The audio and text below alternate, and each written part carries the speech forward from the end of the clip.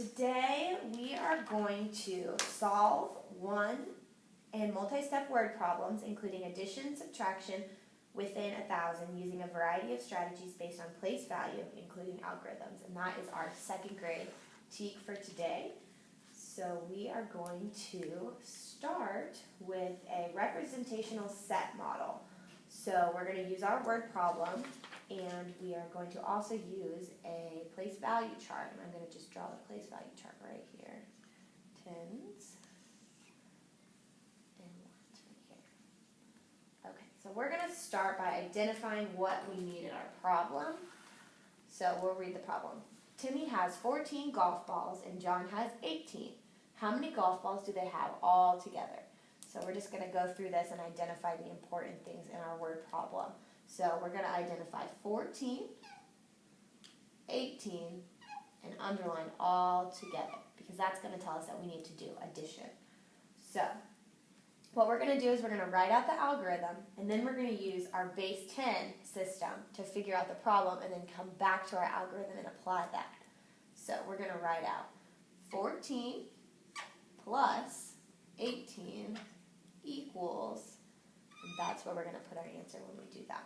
But first we're going to go over what our base 10 blocks here represent. So this is a good way that you can introduce number sequence and one-to-one correspondence. So each one of these blocks represents 1. So, and then our tens blocks here, there are 1, 2, 3, 4, 5, 6, 7, 8, 9, 10 ones, which forms a 10.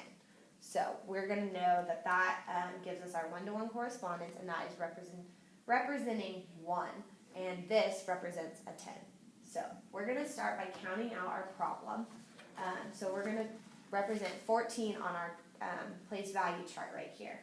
So we're going to start 1 10, so that represents 10, and we're going to add 4 ones to that. 1, 2, 3, 4. So we have 14 on our chart, and we are going to add 18 to that 14. So we're going to take up another 10, because there's 1 10 and 18. Add the 10, count out 8 ones.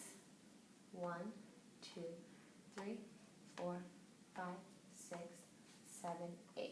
So now we have our total value on our place value chart.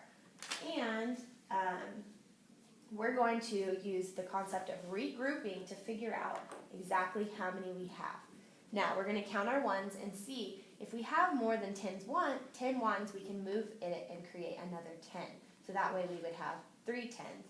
So let's count through. 1, 2, 3, 4, 5, 6, 7, 8, 9, 10, 11, 12. So we have enough to create a new 10. So we're going to regroup 10 of the ones. 1, 2, 3, 4, 5, 6, 7, 8, 9, 10 into one of these.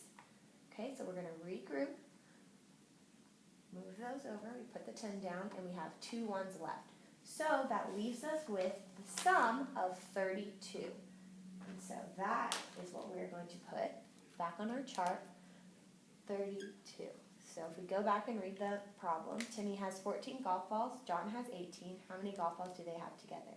They have 32 golf balls all together. And you would answer this with word problems. You always answer with a sentence. So you would say, they have 32 golf balls all together.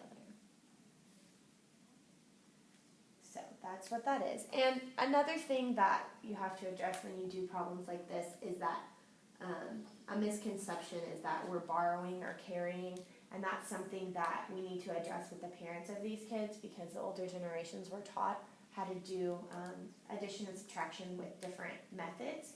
And so that's something you really need to stress when you talk to these parents, is that we do math differently. We're focusing on regrouping, and that's something that, if possible, you need to emphasize at home with your kids. And there's tons of ways that we can educate you about that so that you can help your kids with these problems. So what we did here was we did an algorithm, we used our place value chart, and we connected it to the base 10 value system. And that's where that regrouping comes in. So we're going to move on to our next problem. Erase here. Okay, so we are going to do a concrete representation of a linear model with this word problem.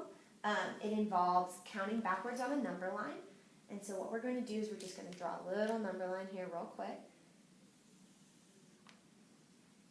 Okay, and we're going to start at 0 is right here. We're going to go 1, 2, 3, 4, 5, 6, 7, 8, 9, 10, 11, 12, 13, 14, 15.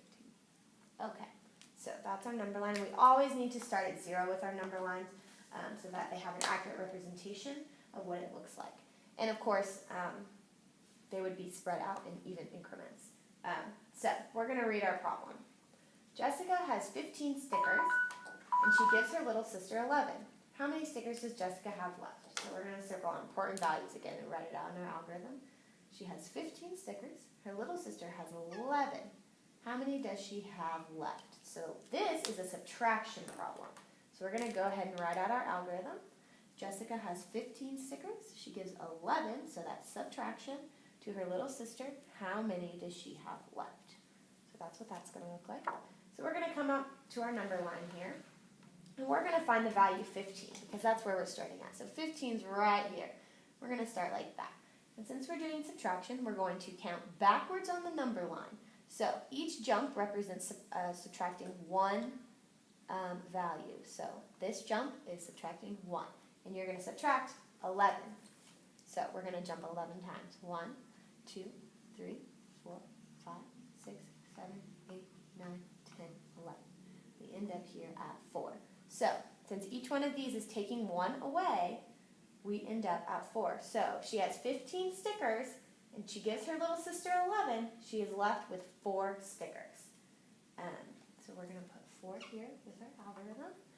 And like I said, that's backwards counting on the number line, and the number line is a concrete representation of a linear model. And so, yeah, I think that's it. Yeah. Do you want me to stop it?